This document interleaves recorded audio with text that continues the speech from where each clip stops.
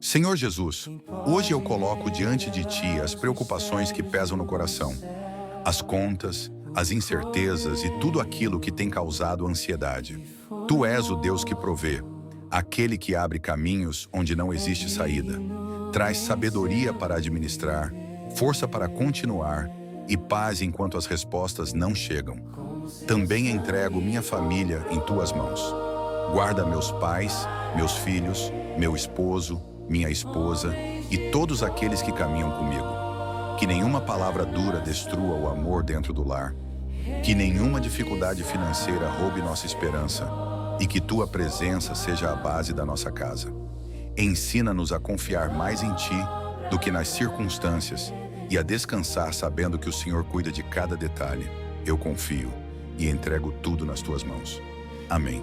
Louvor completo no canal.